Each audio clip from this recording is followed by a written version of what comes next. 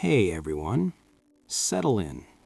Dim those lights if you have them, and let's start by lowering the pulse a little bit. Tonight, we aren't looking at the grand narratives of kings and empires that conquered the known world, at least not in the way you might expect. We're looking at the after party, the long silence after the music stops. We're talking about places, cultures, entire ways of being that were here, vibrant, complex, humming with life, and then they just weren't. They didn't just fall, they faded, they were misplaced. They crumbled and were politely covered by jungle or desert or the gentle, patient silt of a river that changed its mind. Some were swallowed, quite literally, by the earth or the sea. Their stories end not with a bang, but with a quiet, pervasive question mark.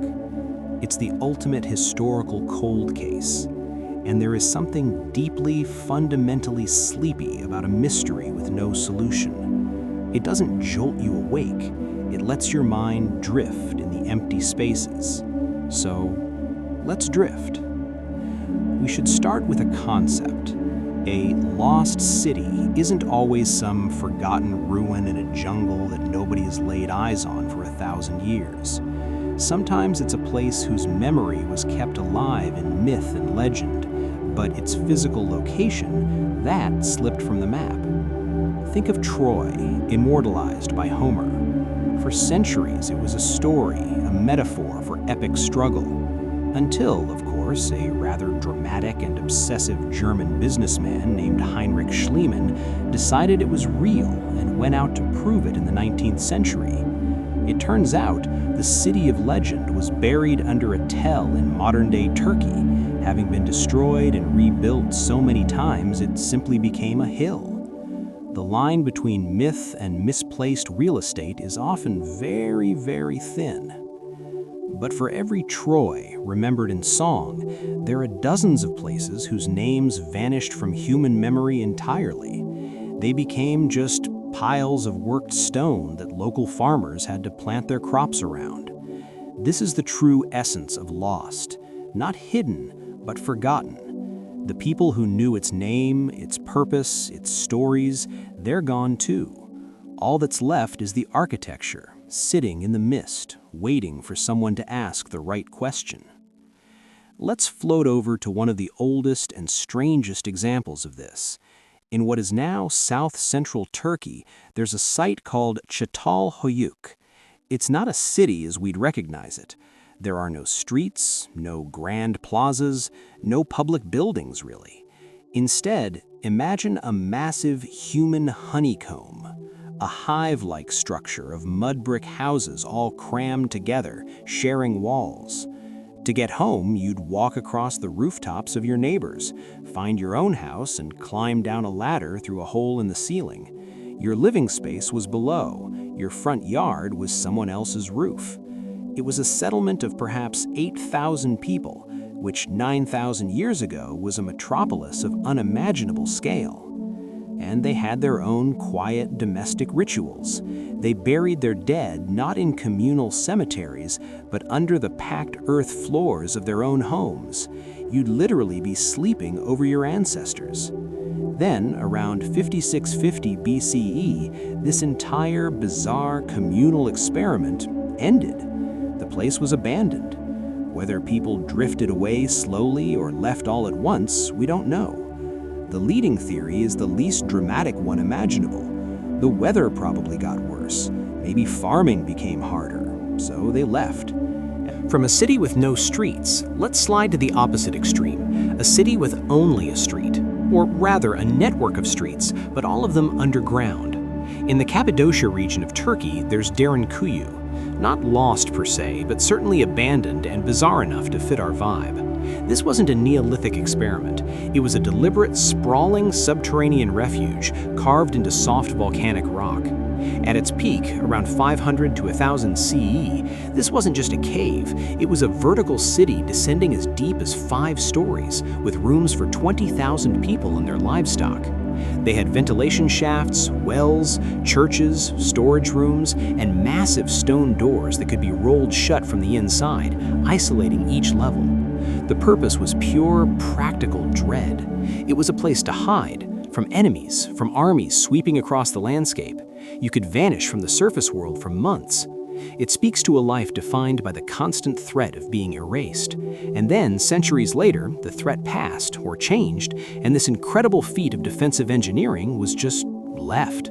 It was fully abandoned by 1923, an entire inverted world, empty. A monument not to a people's glory, but to their fear, and then to their absence. This brings us to a gentle, important point about lost civilizations. The Western explorers who discovered these places in the 18th and 19th centuries were often just the first Europeans to take an academic interest. The local farmers, the people living in the valleys nearby, usually knew the ruins were there. They just had different stories for them, or perhaps no need for the stories at all. A crumbling temple complex was just part of the scenery. This is perfectly illustrated by the story of Machu Picchu, the so-called lost city of the Incas. When American explorer Hiram Bingham was led there by a local villager in 1911, he breathlessly announced his discovery to the world. What he tended to gloss over was that a Peruvian farmer, Agustin Lizarraga, had found the site and left a charcoal inscription 9 years earlier, and the families living in the Urubamba Valley below had likely always known of the stone terraces clinging to the misty mountain above them. It was only lost to the academic map. But some places managed to be genuinely lost to everyone, in every sense, for a very long time. They didn't just crumble, they were physically erased from the map. Take the city of Thonis Heraklion. You've probably never heard of it, which is fitting because for over 1,000 years, nobody had. This was a major Egyptian port city on the Mediterranean, a bustling hub of trade before Alexander the Great even founded Alexandria. Myth said Helen of Troy and Heracles had visited. And then, in the 2nd century BCE, the ground beneath it literally gave way.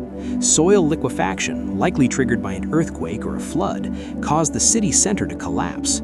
Over the following centuries, the whole city slowly sank into the Mediterranean until it was completely submerged, its memory preserved only in a few scattered ancient texts that scholars weren't even sure referred to a real place.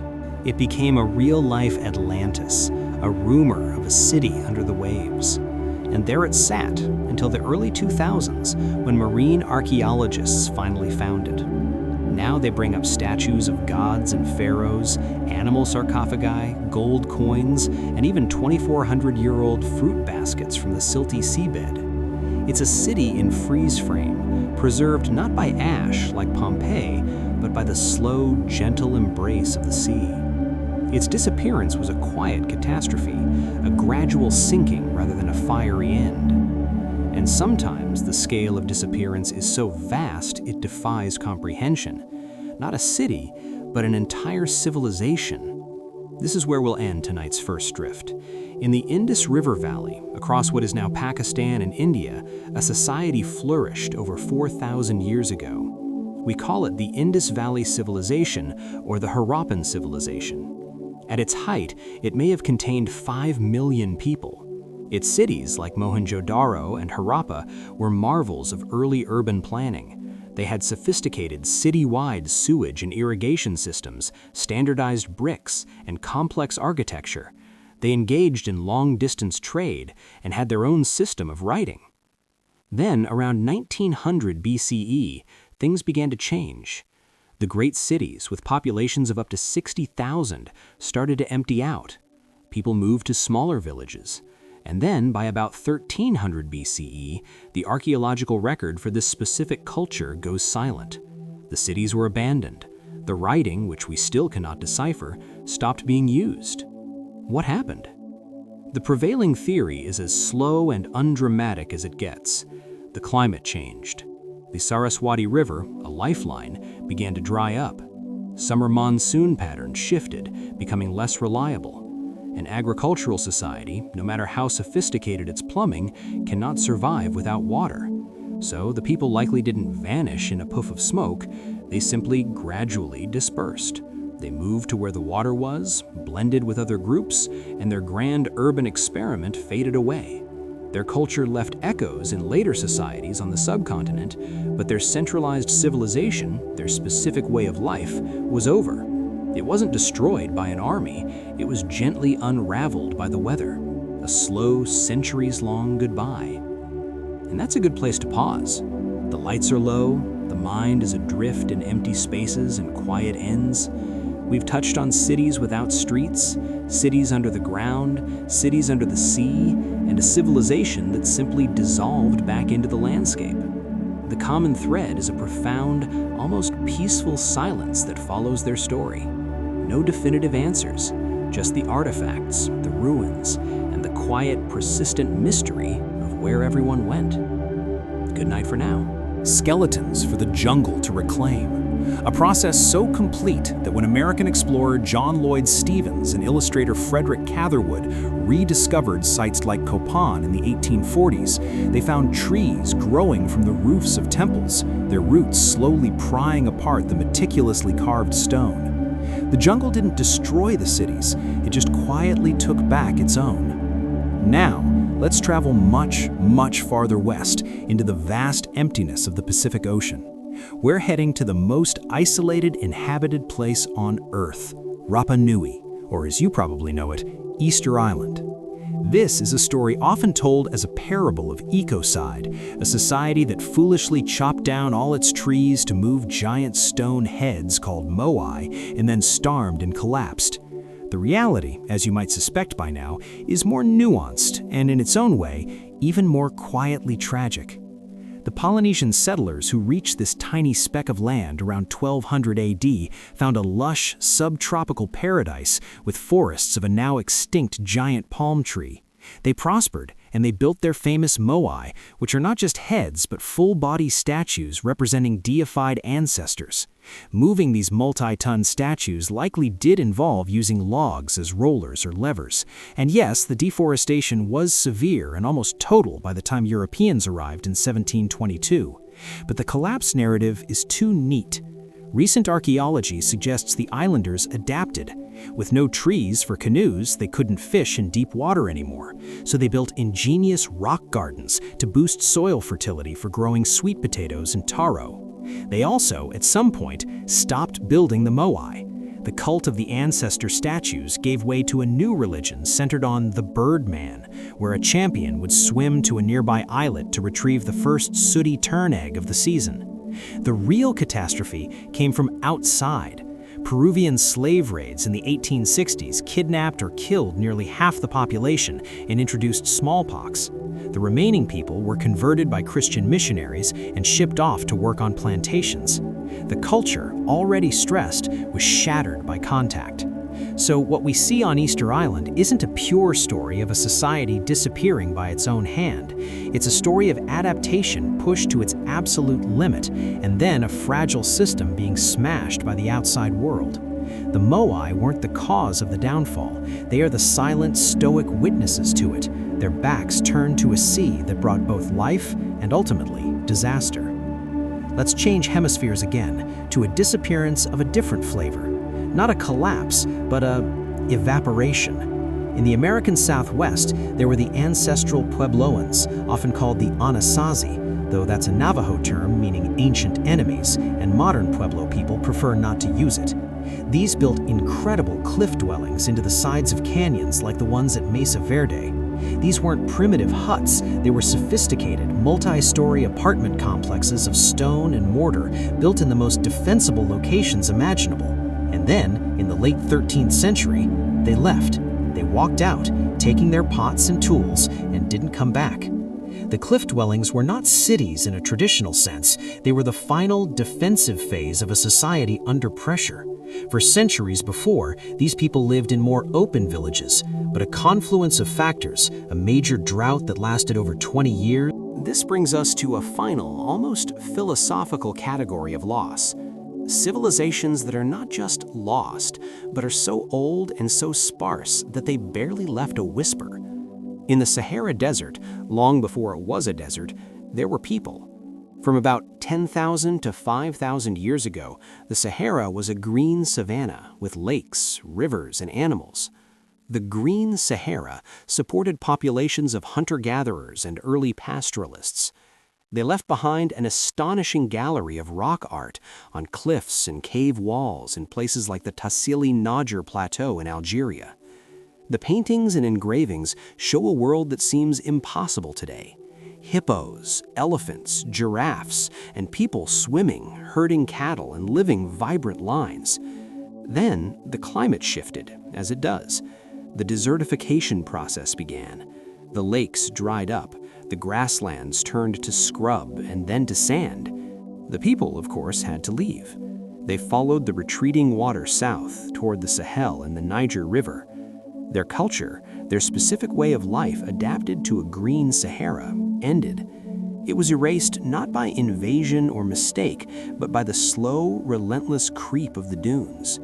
Their art remains, a haunting memorial to a lost world, slowly being sandblasted away by the very environment that consumed their home. There's no name for the civilization. We don't know what they called themselves. They are known only by their art and by their absence. So, we've drifted from jungles to islands, from cliffs to a desert that wasn't always a desert. The pattern is becoming clear. True disappearance is rarely a sudden event. It is a process, a slow uncoupling of a people from a place or a way of life from its practitioners. It's the result of environmental pressure, yes, but almost always mixed with social rigidity and inability to adapt the political or economic system fast enough to meet the changing world. It is the least dramatic form of historical ending. It's the story of the last person to leave a place, looking over their shoulder at the empty buildings, and then turning to follow the others toward an uncertain future. The drama is in the leaving, not in a climactic battle or explosion. And that, perhaps, is the most sleep-inducing thought of all, that most ends are not fiery, but are instead a long, slow dimming of the lights, until one day, someone realizes nobody's home anymore. Sleep well. Let's start with the granddaddy of them all, the one that has launched 1,000 bad TV shows, Atlantis. We have to talk about it, of course, but let's do it properly, which is to say, with a heavy dose of calm skepticism. The entire story comes from exactly 2 dialogues written by the Greek philosopher Plato around 360 BCE, the Timaeus and the Critias. He didn't present it as a folk tale he'd heard, he presented it as a philosophical allegory, a parable about a proud, technologically advanced, and morally corrupt civilization that angered the gods and was swallowed by the sea in a single day and night of misfortune. He even gives us a date, 9,000 years before his own time. The details are suspiciously specific for a made-up story. The concentric rings of water and land, the glorious temples covered in a mythical metal called orichalcum, the warlike nature of the Atlanteans. But that's often how the best allegories work. You dress them up in realistic clothes so the moral lesson hits harder. The key point, the one that gets lost in all the speculation about Antarctica or the Azores or the Eye of the Sahara, is that Plato's contemporaries and immediate successors didn't really talk about it. Aristotle, Plato's own student, reportedly called Atlantis a fictional invention. Other ancient writers largely ignored it or treated it as a metaphor. It was only much later, when Plato's works were rediscovered and pored over in the Renaissance, that people began to think, hey, what if this was a real place? Because why not double down on a good story? The human mind hates a vacuum, and a detailed description of a sunken continent is a very attractive vacuum to fill. So Atlantis is likely a literary device, but the power of the idea is undeniable. It taps into a universal, almost primal fear of catastrophic loss and a nostalgia for a golden age. Every culture near a large body of water seems to have a version, a sunken city, a lost land. And sometimes, as we saw with Thonis Heracleion, those stories turn out to be weirdly prescient, which brings us naturally to a sunken story much closer to home for many, the tale of Lyonesse. Off the southwestern tip of England in the wild, myth-soaked region of Cornwall, legend speaks of a fertile, low-lying land that once connected Cornwall to the Isles of Scilly. This was Lyonesse, the homeland of the tragic hero Tristan of Arthurian legend. The The stories say it was a land of fine cities and 140 churches. And then, one terrible night, a great storm surge swept over it. The sea rushed in, drowning the people, the forests, the towns. Only one man on a white horse was said to have escaped, galloping ahead of the waves to safety on the Cornish mainland. Now, geologically, this isn't entirely far-fetched. What is now the Celtic Sea was thousands of years ago dry land during the last ice age when sea levels were lower. As the glaciers melted, the waters rose, slowly inundating the coastal plains. The process was slow, but to a prehistoric people living there, a particularly violent storm surge could have felt like the sea claiming the land in a single catastrophic night. The story of Lioness is likely a folk memory of this very real, very slow process of coastal submergence, compressed into a single dramatic event. The lost land is real, it's just that its loss was measured in centuries, not hours. The legend is the emotional truth of a geographic. Let's travel from the misty seas of Cornwall to the hot, dry plains of Mesopotamia. Here, we find a different kind of lost civilization, one that was utterly forgotten, only to be rediscovered so completely it rewrote history books. This is the story of the Sumerians. For centuries after their decline, their existence was unknown. The later empires that occupied the region, the Babylonians and Assyrians, knew of ancient cities like Ur and Uruk, but they had no concrete idea who had built them. The ruins were just there, mysterious tells in the landscape. When Western archaeologists began excavating in the 19th century, they were looking for evidence of the Assyrians and Babylonians. What they found, buried beneath those layers, was something far older and stranger, cuneiform writing on clay tablets in a language that was not Semitic like Akkadian or Hebrew. It was a language isolate, unrelated to any known family. They had stumbled upon the inventors of writing, the creators of the first cities, the authors of the Epic of Gilgamesh, the world's first literary epic. The Sumerians had, for all practical purposes, disappeared from human memory for over 2 millennia.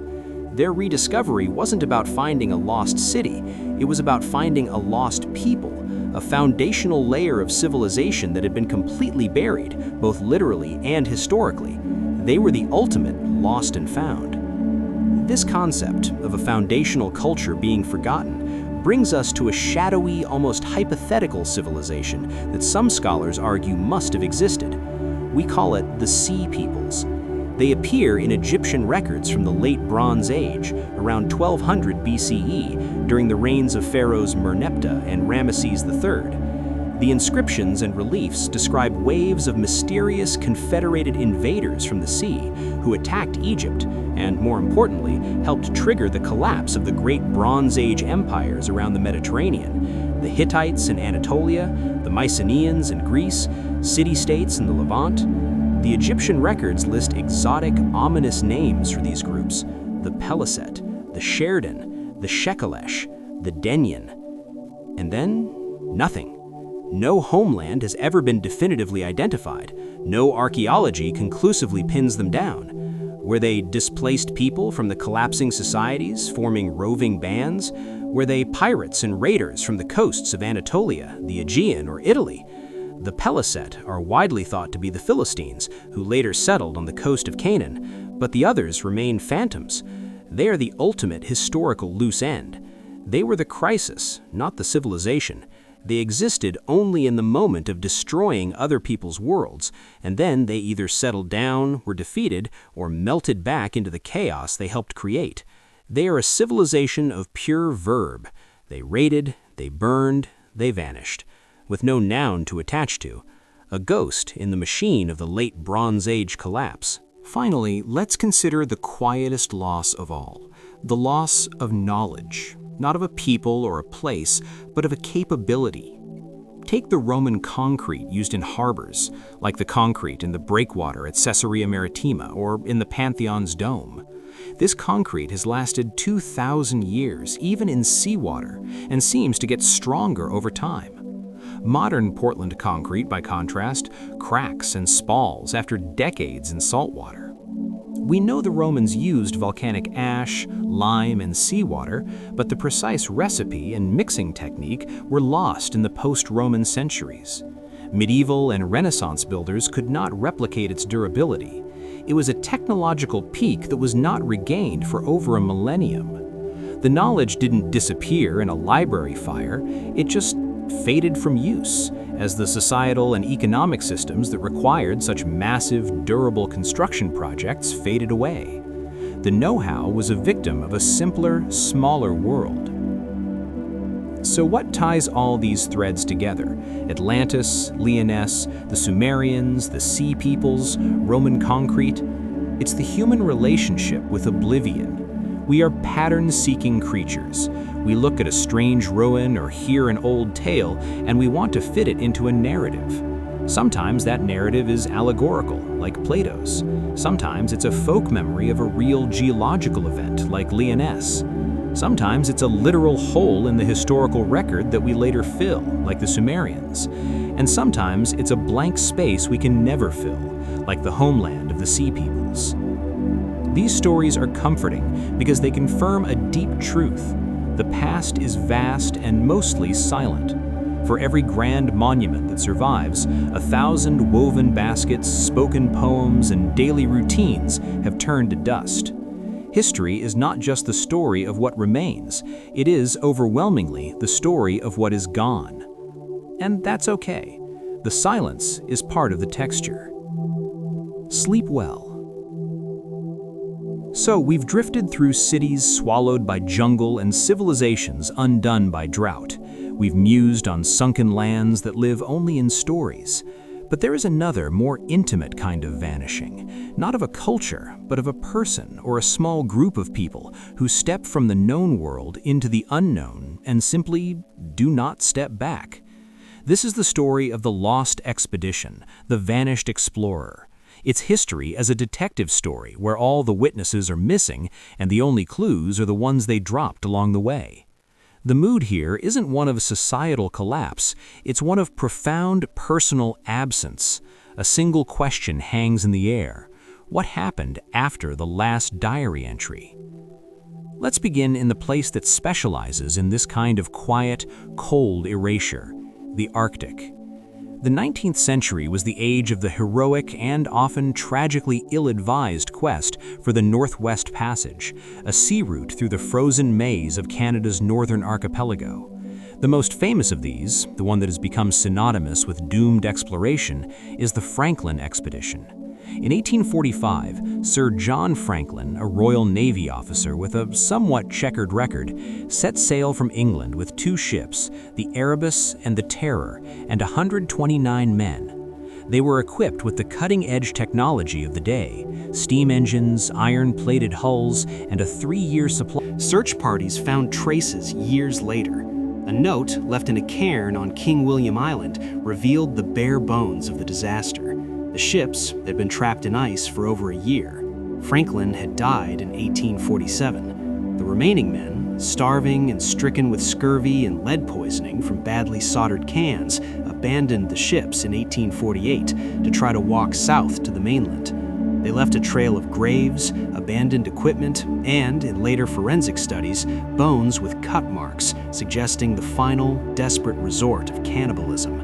The ships themselves were lost until 2014 and 2016, when they were found at the bottom of the Arctic Sea, remarkably preserved. The haunting part of the Franklin story isn't the grand tragedy, it's the slow, grinding, miserable end. It wasn't a sudden cataclysm, it was a gradual failure of technology, planning, and luck. It was men in the most hostile environment on Earth realizing over months and years that they were not coming home. They didn't vanish in an instant, they faded away, one by one, on a vast, featureless ice sheet. Their disappearance was so complete, it took over 170 years to find the ships. The Arctic didn't conquer them, it just patiently waited for them to expire. But not all disappearances into the cold end in death. Some are mysteries of choice. Take the case of Ambrose Bierce. He wasn't an explorer in the traditional sense, he was a celebrated American writer, a cynic and satirist, famous for works like An Occurrence at Owl Creek Bridge. In 1913, at the age of 71, he decided to take a trip to Mexico to, in his own words, get shot. Mexico was in the throes of its revolution. Bierce traveled with Pancho Villa's army for a time, sent a few letters, and then, in December 1913, he wrote his last known communication from the city of Chihuahua. After that, silence. No body was ever found. No credible account of his death emerged. Did he die in a battle? Was he executed? Did he, true to his contrarian nature, simply walk into the desert and decide not to come back, staging his own enigmatic final act? We will never know. His disappearance is a perfect, unsolvable literary mystery. It's as if one of his own dark, ironic short stories bled out into reality, and he chose to exit the stage without an explanation. For a man who wrote so much about death, his own became his most compelling and most silent piece of work. From the deserts of Mexico, let's travel to one of the most impenetrable green spaces on Earth, the Amazon rainforest. In 1925, the famous British explorer Colonel Percy Fawcett, his son Jack, and Jack's friend Raleigh Rimmel ventured into the Brazilian Amazon. Fawcett was no amateur. He was a seasoned surveyor and a true believer in a lost city he called Z. He was convinced, based on a mix of historical fragments, local legends, and his own intuition, that a sophisticated ancient civilization lay hidden in the unexplored regions of the Mato Grosso. He deliberately traveled light, shunning large, well-armed parties, which he believed attracted unwanted attention and trouble. He was seeking not just a city, but a transformative truth.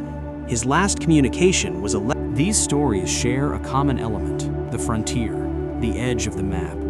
But what about a disappearance that happened in what was, by then, a well-mapped and settled part of the world? Enter the Mary Celeste. In December 1872, the British merchant ship Dei Gratia came across another brigantine, the Mary Celeste, adrift in the Atlantic between the Azores and Portugal. The ship was seaworthy, under full sail, with its cargo of industrial alcohol intact. There was a 6-month supply of food and water, but there was no one on board. The captain, Benjamin Briggs, his wife, their 2-year-old daughter, and the entire crew of 7 were gone. The lifeboat was missing. The ship's papers and navigational instruments were gone, but there were no signs of a struggle, no leaks, no fire. It was as if they had all calmly decided to step off the ship into a perfectly calm sea. The mystery of the Mary Celeste has spawned endless theories. Pirates, but the cargo was untouched; a mutiny, no evidence of violence; a waterspout, a panic over fumes from the alcohol cargo; a giant squid attack. The most plausible explanations are mundane but tinged with sudden terror. Perhaps a minor leak or a faulty pump gauge caused the captain to overestimate the danger. Believing the ship was sinking rapidly, he ordered everyone into the lifeboat, tethered to the ship. Then a gust of wind filled the Mary Celeste's sails, the tether snapped, and the lifeboat, which was never meant for a long voyage in the open Atlantic, was left adrift while the perfectly sound ship sailed away without them. They would have watched their salvation disappear over the horizon, doomed by a cascade of small misjudgments. Their disappearance is haunting because of its domestic details. The captain's wife's sewing machine was on board, the child's toys. It was a family, not just a crew, that vanished into thin air. Finally, let's consider a disappearance that is less about a person and more about an opportunity for an entire historical narrative: the Library of Alexandria. It's held up as the greatest single loss of knowledge in history, a symbol of the fragility of civilization. The story goes that it was burned, destroying a vast fraction of ancient wisdom. The truth, as always, is slower and less cinematic. The library likely suffered not one grand fire, but a long period of neglect and incremental destruction. It may have been damaged during Julius Caesar's civil war in 48 BCE. It suffered from religious edicts in later Roman times targeting pagan texts. It likely dwindled as funding dried up. By the time the Muslim conquest of Alexandria occurred in the 7th century CE, the Great Library as an institution was probably already a shadow of its former self. The idea of its single catastrophic burning is more powerful than the reality of bureaucratic decay. We mourn the fiery, dramatic loss because it gives a clear villain and a clear moment of tragedy. The slower truth, that knowledge can just fade away from lack of interest, from changing priorities, from simple entropy, is a harder, more subtle, and in many ways more terrifying concept. the loss of the Library of Alexandria isn't a mystery of what happened. It's a parable about how things end, not with a bang, but with a long, slow whisper of forgotten scrolls gathering dust. So, from the frozen Arctic to the deep jungle, from a drifting ship to a decaying library, we see the same theme. Disappearance is rarely a neat event. It is a process. A wrong turn becomes a fatal trek. A small misjudgment becomes a maritime mystery. A shift in political winds leads to the slow dissolution of a repository of knowledge. The most compelling vanishings are those where we have just enough information to imagine the final, quiet moments of confusion, or realization, or resignation, but not enough to ever know for sure. Sleep well. We've wandered through empty cities and followed the trails of vanished explorers. But there are vanishings that leave no ruins to excavate, no ships to find adrift. These are the disappearances of the intangible, the last native speaker of a language dying in their sleep, the final practitioner of a ritual performing it for no one, the extinction of an idea whose time has not so much passed as simply evaporated. This is history at its most quiet, its most complete. When a language dies, it's not like a library burning down. It's like a library that was never written, its entire catalog of human experience and thought dissolving into silence. So let's settle into that deep quiet and listen to the echoes of what's no longer said. Let's start with a language that is the embodiment of a civilization's ghost, Sumerian, which we touched on before. But let's look at its death, not its rediscovery. For over 1,000 years, Sumerian was the lingua franca of Mesopotamia, the language of literature, law, and religion. Then, around 2000 BCE, it began to be supplanted by Akkadian, a Semitic language. Yet, Sumerian didn't just vanish. It did something much stranger and more poignant. It became a classical language. For another 2,000 years, long after anyone spoke it as a mother tongue, it was studied, copied, and used by scribes and priests, much like Latin in medieval Europe. It was the language of ritual and high scholarship. Imagine the last native speaker of Sumerian. We don't know who it was or when they lived. It wasn't a noted event. There was no last ceremony. One day, a child probably spoke to their parent in the old tongue and was gently corrected to use Akkadian. The language retreated from the market square to the temple school, and then from the school to the dusty tablet archive. Its death was a slow, respectful fading. It wasn't killed, it was pensioned off and then gently forgotten. The silence that followed was so complete that when it was rediscovered, it was a cipher with no living key. We had to break its code from scratch, rebuilding its grammar and vocabulary from millions of clay fragments. Its disappearance was so absolute, its rediscovery felt like waking the dead. Now, let's jump to a much more recent and much more documented extinction. On January 4th, 1996, a woman named Red Thundercloud died in his sleep in Worcester, Massachusetts. He was the last known fluent speaker of Kiowa, a Native American language from South Carolina.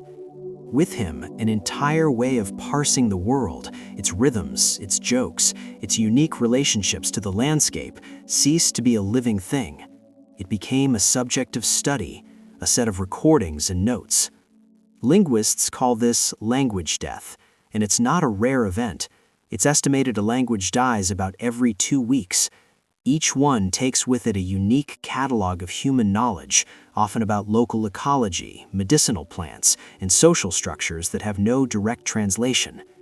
The process is rarely violent. It's usually a slow suffocation under the weight of a more dominant, politically powerful culture. Children are Which brings us, in a way, to the most fundamental disappearance of all, the loss of a way of knowing.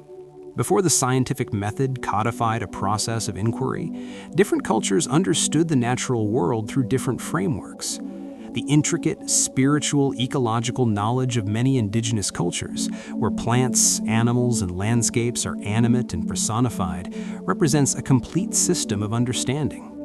As these cultures are assimilated and their languages die, that framework doesn't just translate poorly into Western scientific terms, it often cannot be translated at all.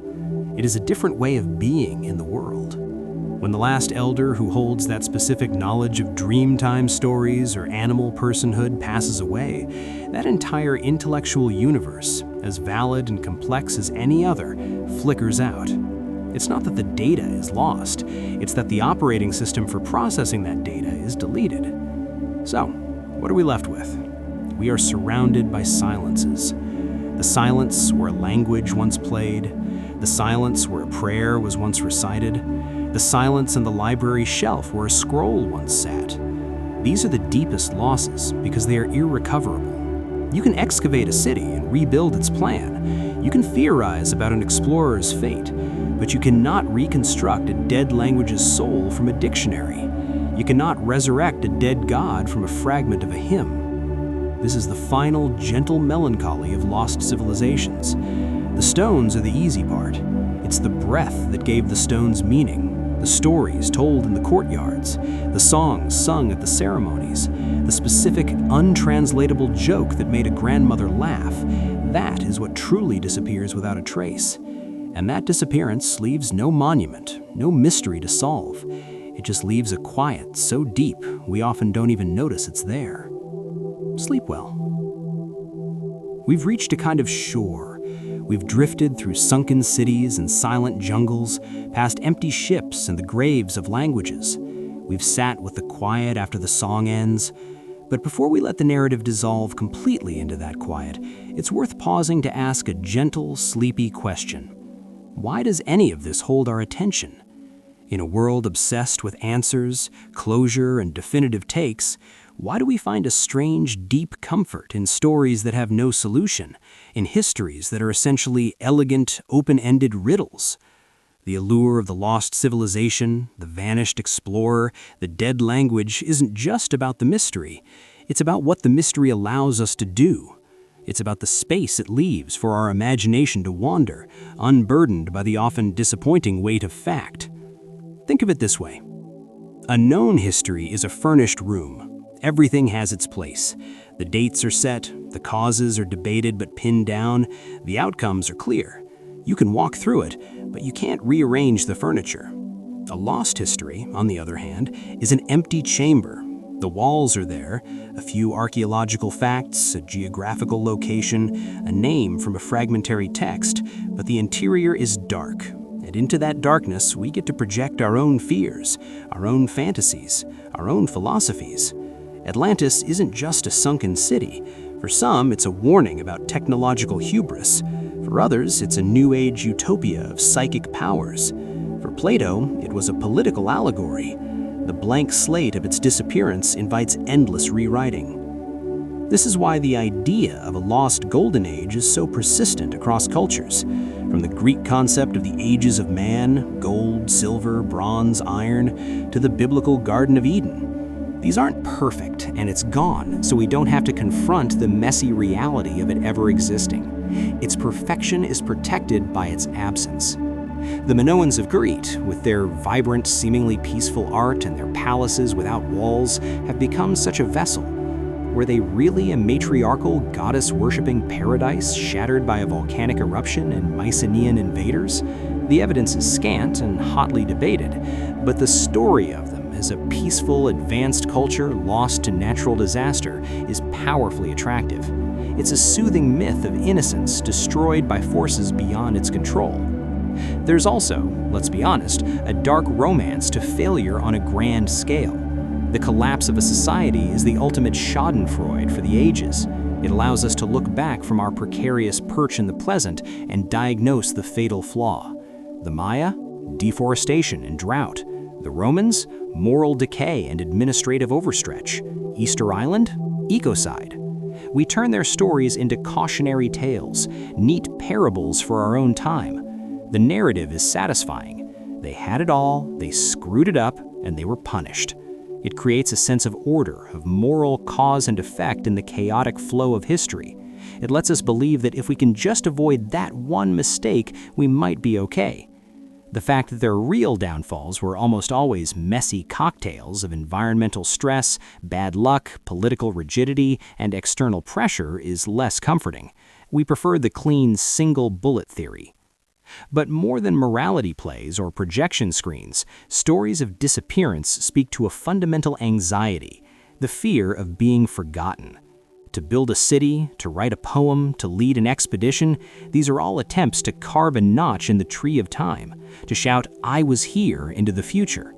A lost civilization represents the ultimate failure of that shout. The silence that answers back is terrifying. So when we dig them up, when we decipher their scripts, when we piece together their stories, we are performing an act of rescue. We are saying, "You are not forgotten." In remembering them, we soothe our own fear that we too might one day be so completely erased. The archaeologist's trowel is, in this light, a profoundly hopeful tool. It's a rebellion against oblivion. This ties directly to the quiet academic drama of decipherment. The moment when a lost language is unlocked is not like solving a math problem, it's like hearing a static-filled radio transmission suddenly clear into a human voice. The breakthrough on Linear B, the script of the Mycenaean Greeks, came when a brilliant obsessive architect named Michael Ventris realized it was an early form of Greek.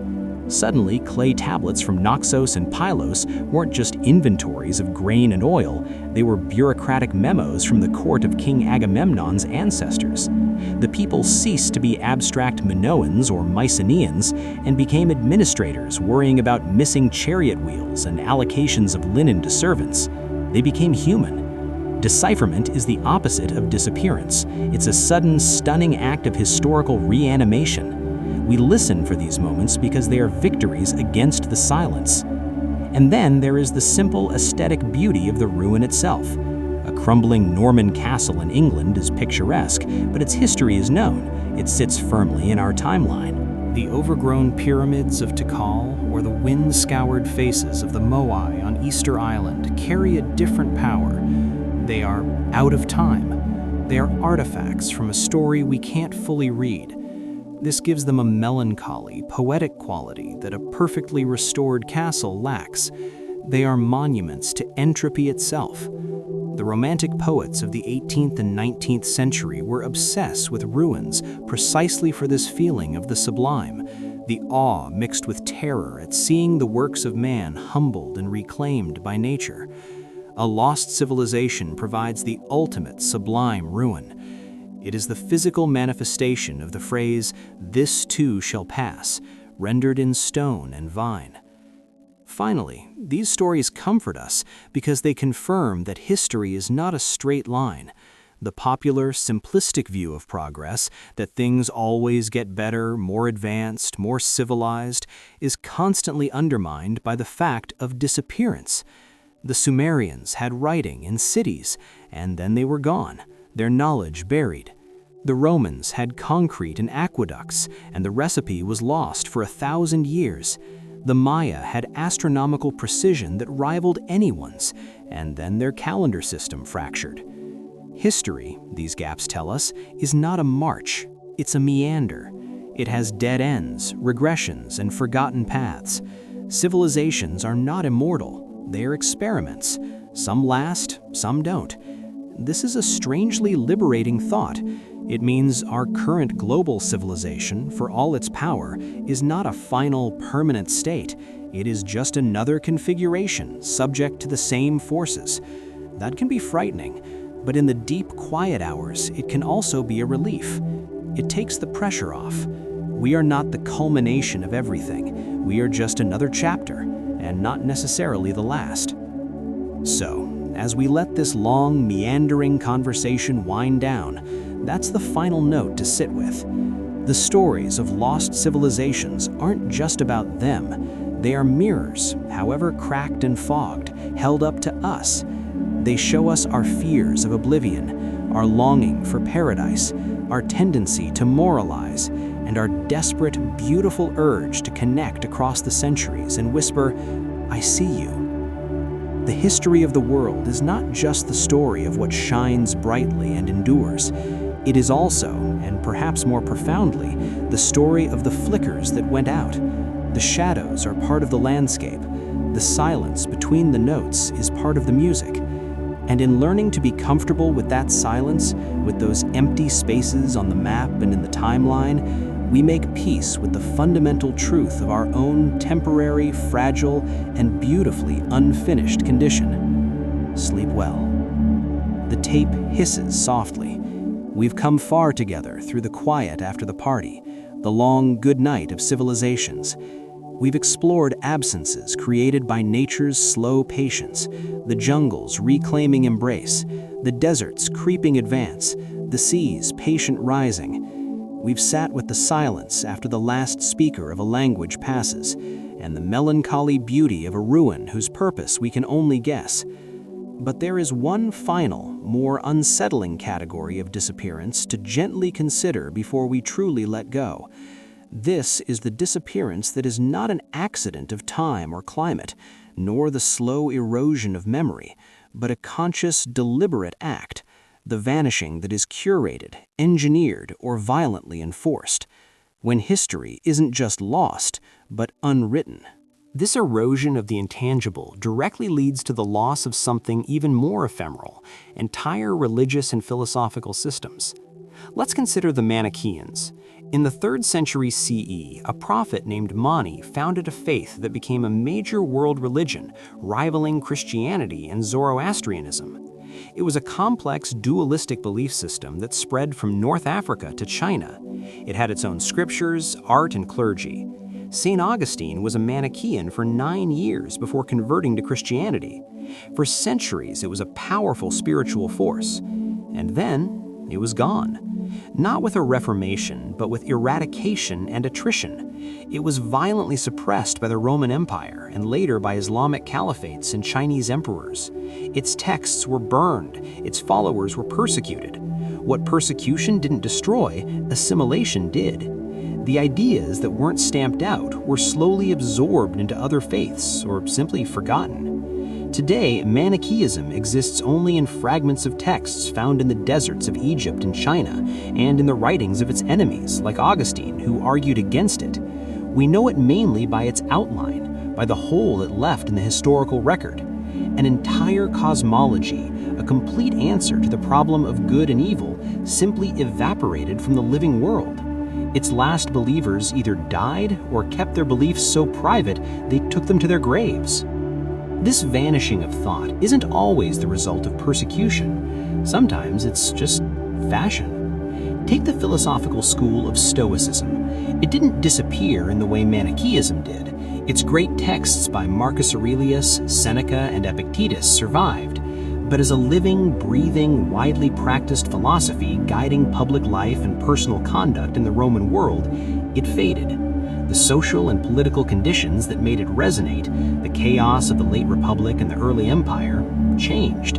Other worldviews like Christianity and later Neoplatonism offered different answers. Stoicism didn't die, it hibernated. It became a subject for scholars, not a manual for living. Its disappearance as a mainstream practice was so complete that its modern revival feels like a rediscovery, not a continuation. The way of thinking went dormant for centuries. And then there are the losses so complete we don't even know what we've lost.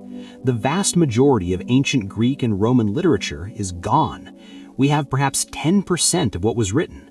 Tragedies by Aeschylus, Sophocles, and Euripides are lost.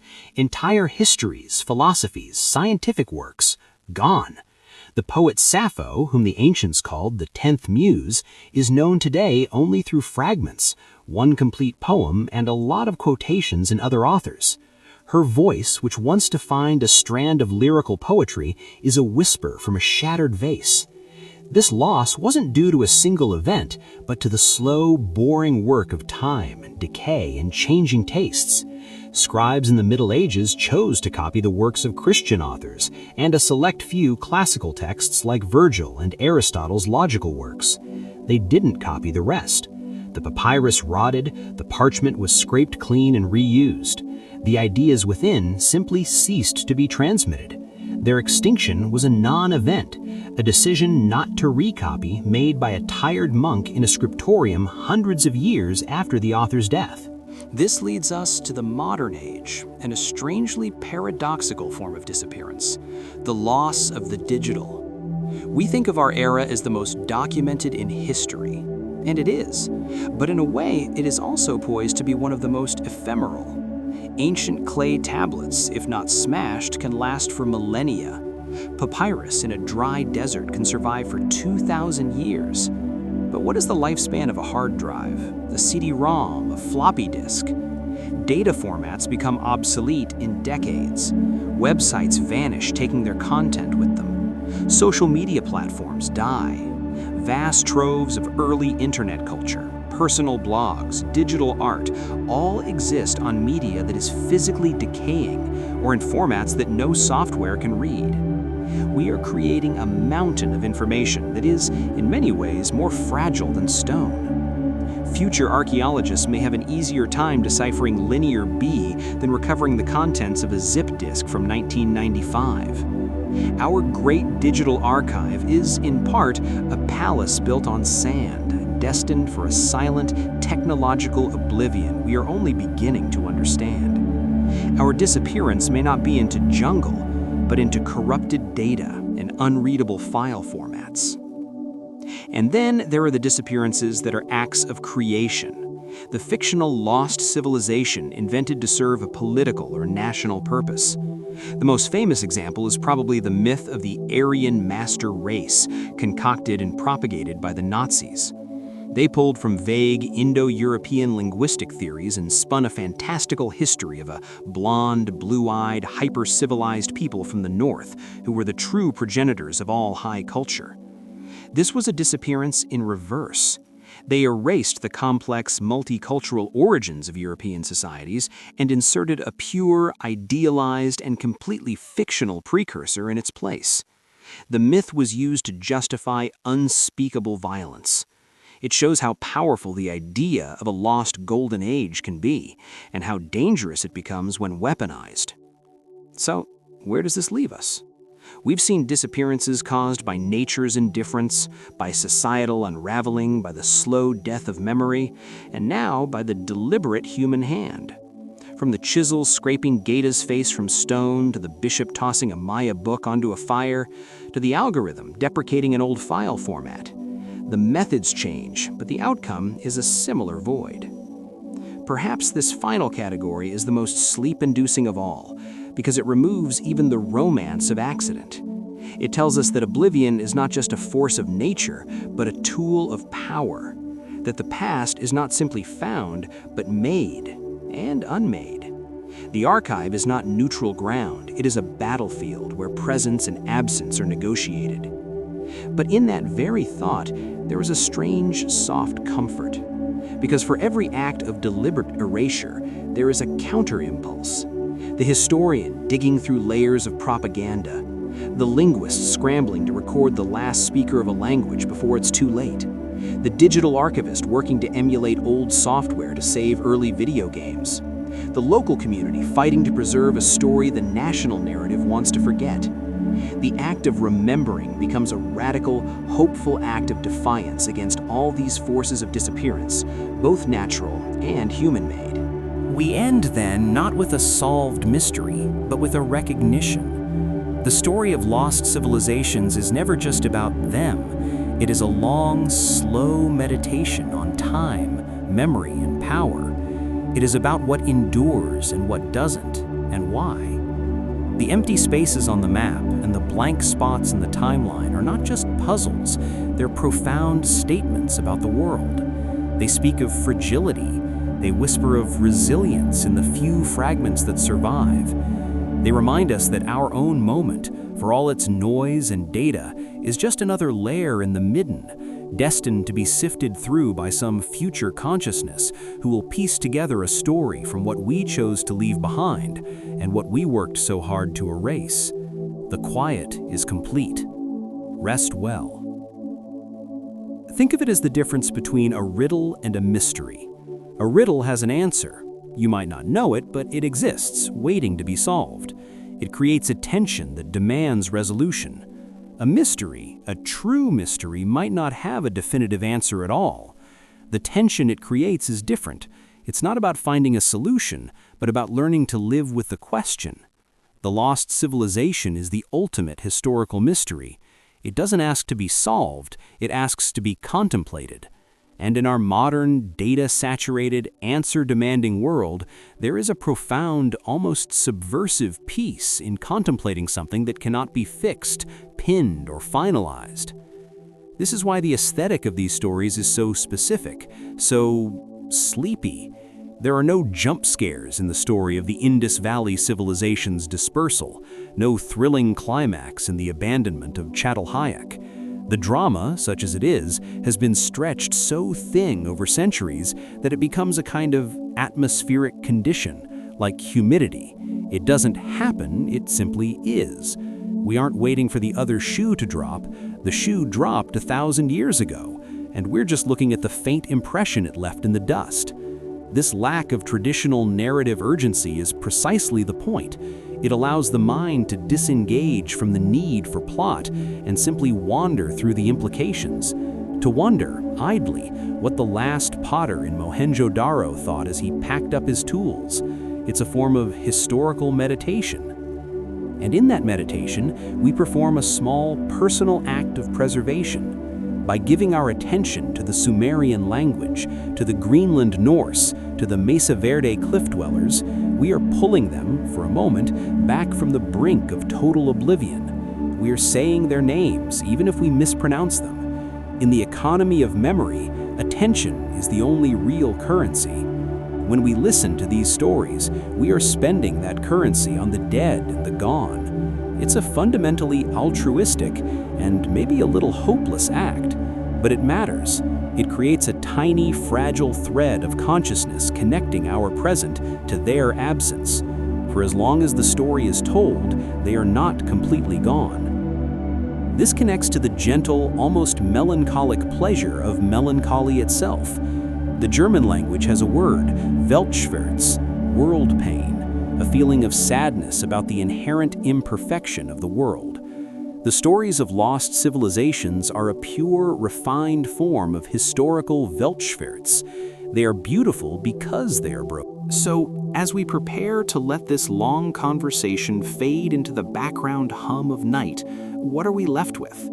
We are left not with conclusions, but with a certain quality of attention, a slower way of looking at history, an appreciation for the quiet endings, the slow fades, the processes that are more important than the events.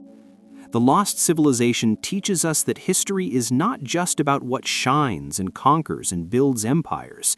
It is equally about what recedes, what fails, what is gently covered over. The narrative of endless progress is a comforting fairy tale. The narrative of disappearance, cyclic, patient, inevitable, is perhaps a truer story. It is the story of the forest that regrows after the city falls, the story of the river that changes its course and forgets the port it once fed, the story of the language that dissolves back into the silence from which it came. These stories don't give us heroes to emulate or villains to condemn. They give us patterns to recognize. They are the deep, slow background rhythm of human existence, the bass note beneath the melody of kings and battles. To listen to them is to adjust your hearing to a different frequency, one of patience, of entropy, of the long, slow return to equilibrium. And with that, we've reached the genuine end of our material. The archive is closed for the night. The last page, this page, is about the act of closing the book itself, about the peace that comes from accepting that some stories don't have endings, only pauses, that some mysteries aren't meant to be solved, but to be companions in the quiet hours. The work of the historian, especially the sleepless one, isn't always to explain. Sometimes it's just to point to the empty chair in the room and say, someone remarkable once sat here and will never know their face. And then to sit with you in the quiet that follows that statement, until the quiet itself becomes the story. So, thank you. Thank you for wandering through these empty palaces and silent streets. Thank you for lending your imagination to the ghosts. The tape has run out. The last light is just about to go out. The greatest civilization of all is the one happening right now, in this moment, in the shared, quiet attention between speaker and listener. And like all the others, this too will dissolve into memory. But for now, it is present, and that is enough. Good night. The German language, always good for a weighty compound noun, might call it Fernweh, a longing for a faraway place. But this isn't a longing for a place you can visit. It's Zeitweh, a longing for a time you cannot reach, a homesickness for an era that is not your home. When we listen to the story of the last Greenlander looking out at the encroaching ice, or the last scribe putting down his stylus in a decaying Mesopotamian city, we are momentarily projecting our consciousness across that vast gulf. We are feeling the end of something, and there is a strange, pure sorrow in that, a sorrow uncomplicated by personal loss. It's a clean, aesthetic sadness. It's the emotional equivalent of looking at a very old, very faded photograph of a stranger. You feel the weight of time, but none of the specific pain. It's sadness at a safe distance. And sometimes, it's the only kind of sadness we can bear to contemplate. This practice, this late-night archaeology of loss, also serves as a gentle corrective to the ego of the present. We live in an age of staggering technological arrogance.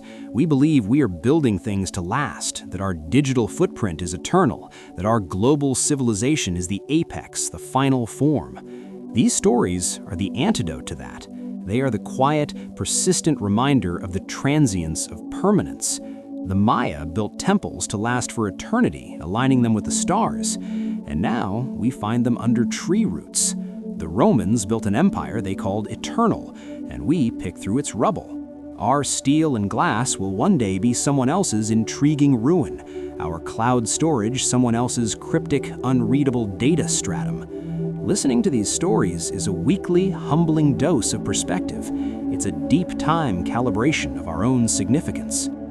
And there's a privacy to it. In a world of hot takes, shouting headlines, and performative opinion, the lost civilization offers no argument. You can't have a hot take on the Minoans. You can't morally grandstand about the collapse of the Indus Valley. The facts are too few, the motivations too obscure. These topics exist in a space beyond contemporary debate. Engaging with them is a retreat from the contentious, exhausting now into a past so remote it has been stripped of its politics and rendered neutral. It's a mental sanctuary, a room where no one is yelling. Which brings us to the final, most personal function of this whole genre. It is a rehearsal, a gentle, slow-motion rehearsal for our own endings. Not our personal deaths, necessarily, but the endings we all face. The end of projects, of relationships, of eras in our lives. We are, all of us, little civilizations rising and falling in microcosm. We build our little cities of ambition and daily routine, and then, inevitably, something shifts. A drought of inspiration, an earthquake of personal crisis, the slow silt of boredom. The stories we've traveled through, from the submerged streets of Thonis Heraklion to the silent tongues of Catawba, are not puzzles to be solved. They are temples to the unknown, and we have been walking through them like quiet visitors, not to loot for answers, but simply to feel the scale of the walls and the weight of the silence. Thank you for sharing this quiet. The vigil is over.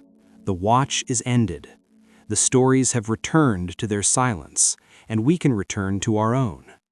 There is nothing more to say. So let's not say anything. Let's just be in the quiet. And then, let it be. Good night.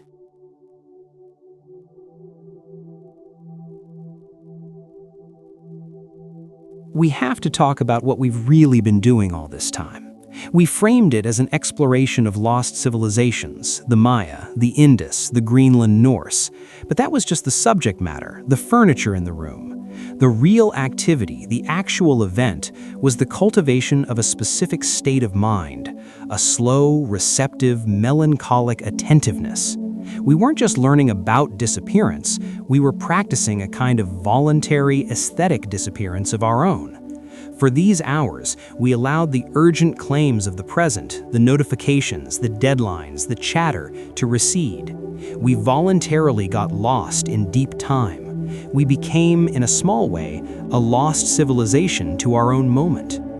This is the secret, sleep-inducing magic of the form. It's not that the content is boring, it's that the pace and perspective are anesthetic. We zoom out to the scale of centuries and millennia, where the frantic struggles of individuals and even empires smooth out into gradual glacial trends. The rise and fall of a dynasty becomes a gentle wave on a very long ocean. The panic of a last stand, the terror of a fleeing populace, these human intensities are compressed into mere data points on a climate graph. This isn't disrespectful, it's cosmic.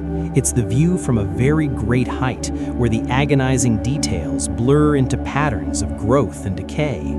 From this height, our own lives, with their acute anxieties and fervent hopes, appear in their true scale, profoundly important to us, and simultaneously, a fleeting, microscopic part of a pattern so vast it has no mind to care. And there is an immense, paradoxical comfort in that. It relieves the pressure. It's the ultimate, "this too shall pass," applied to everything. The narration style is the vehicle for this perspective. The calm, monotone delivery isn't just a quirky aesthetic choice, it's essential to the hypnosis. A dramatic voice of God documentary narrator would impose a false excitement, a manufactured drama onto processes that were in reality slow and undramatic. The slightly snarky, conversational, but deeply weary tone of our sleepless historian does the opposite. It matches the material. It says with a soft sigh, "Look at this. They built all this. They fought all these wars. They believed all these things so fiercely, and now it's just stuff in the ground. Interesting stuff, but stuff."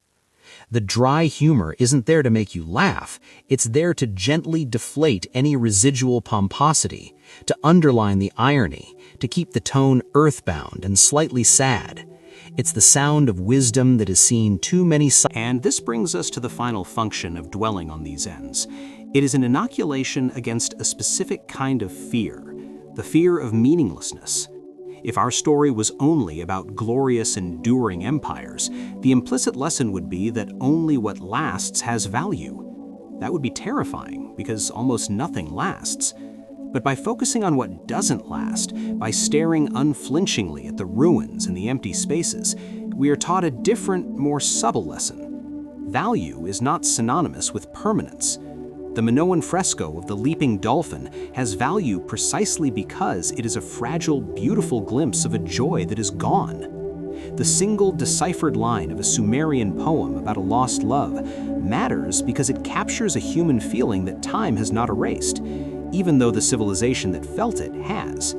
The loss frames the fragment and makes it precious. These stories teach us to find meaning not in eternity, but in the fleeting, beautiful fact of existence itself. The city was here. The people lived. That it ended does not undo the fact that it was.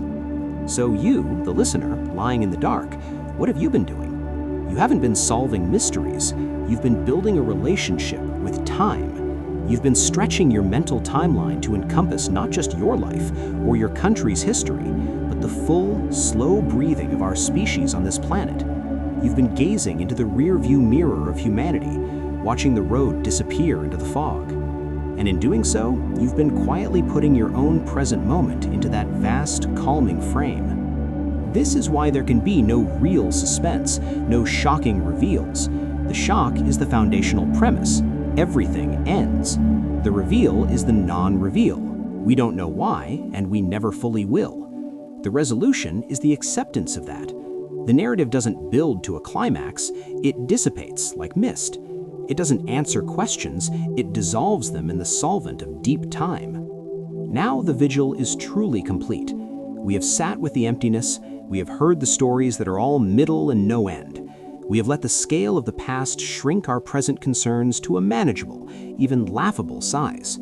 The work is done. The historian's voice has faded not with a bang, but with a whisper that blended seamlessly back into the static from which it came. What remains is you and the quiet. A quiet that is now populated not with ghosts, but with a new understanding of space. The space left by a collapsed roof in a Maya palace. The space in a museum case where a missing artifact should be. The space on a genealogical tree where a lineage ends.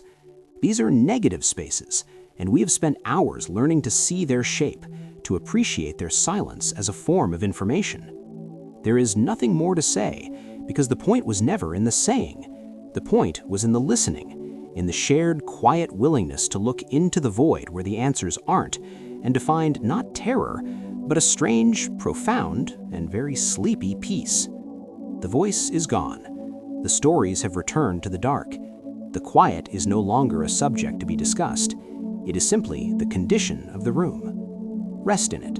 Think of human history not as a grand, if spotty, narrative, but as a vast, dark ocean. The civilizations we know about, the Egyptians, the Romans, the Han Chinese, the Maya, they are the scattered islands in that ocean. We can map them. We can visit their shores, dig in their soil.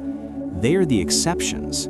The ocean between them, the deep, dark, trackless water, that is the true majority of the human story. It is the home of the cultures that built in wood and fiber, not stone. The societies that moved with the seasons, leaving no cities to abandon. The languages that were spoken by a single family group for generations and then extinguished by a flood, a drought, or simply the quiet decision of a child not to speak it anymore. They are the true lost civilizations, and they are lost to us not because we can't find their capitals, but because they never built one in the first place. This is the library of unread books, the archive of unwritten histories. It's a library of such staggering size that it makes the known historical record look like a pamphlet on a bench in a vast, empty cathedral.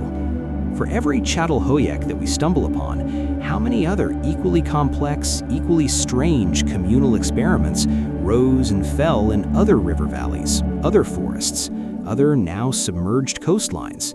We have no idea. The sample size of human social organization that has survived into the archaeological or historical record is laughably, tragically small. We are trying to write the story of humanity based on a few random, weather-beaten pages that happen to flutter into our hands. We don't even know how many chapters are missing. Consider the Sentinelese people of the Andaman Islands. They are not a lost civilization, they are a fiercely present one. But they represent, for us, a living window into that ocean of the unknown. They have deliberately resisted all contact with the outside world for thousands of years. Their language, their cosmology, their social structure, their history, it is a complete, complex, sovereign human narrative, and we know precisely none of it. It is a book sitting on a shelf in the vast library, written in a script we cannot decipher, and the librarians have made it very clear we are not allowed to touch it. They are a reminder that even now, in the 21st century, there are entire, intact human stories that are utterly and completely lost to us. Their disappearance is not into time, but into choice. It is a voluntary, ongoing loss from our perspective, and a powerful act of preservation from theirs. This thought leads to the most humbling, sleep-inducing realization of all. We are almost certainly forgetting something essential about what it means to be human. Our entire understanding of history, of progress, of civilization itself is built on the biased sample of societies that produced durable garbage and monumental architecture. We have defined civilization. So what do we do with this, with the overwhelming weight of all we will never know? We don't despair. That's too active, too dramatic. Instead, we adopt a stance of quiet reverence before the sheer scale of the unknown. We let it shrink our certainties. We let it introduce a note of profound humility into our pronouncements about human nature or the path of history. We are not the culmination of a linear story. We are one island, one data point in a sea of lost data points. Our way is not the destination. It is just one of countless voyages, most of which left no logbook behind. This final acknowledgement is the true lullaby. It's the understanding that the mystery is not a problem to be solved, but the fundamental condition of our existence in time. We are surrounded by the ghosts of stories we can't even conceive of. The past is not a foreign country, it is a lost continent. 99% of it submerged beneath the waves of oblivion. And with that, we have reached the true end. Not the end of a script, but the end of what can be meaningfully said. We have peered over the edge of the known world, past the last mapped island, into the open sea of all that is forgotten. To speak further would be to pretend we can map those waters. We cannot. All that is left is to sit with the enormity of the silence, to let it fill the room, to let it put the final period on every sentence, the final seal on every archive. The candle has gone out. The last listener has become part of the quiet they came to observe. There is no more history to tell. There is only the long, deep, comforting night of all we will never know. Let it hold you now. The story is over. The silence is complete.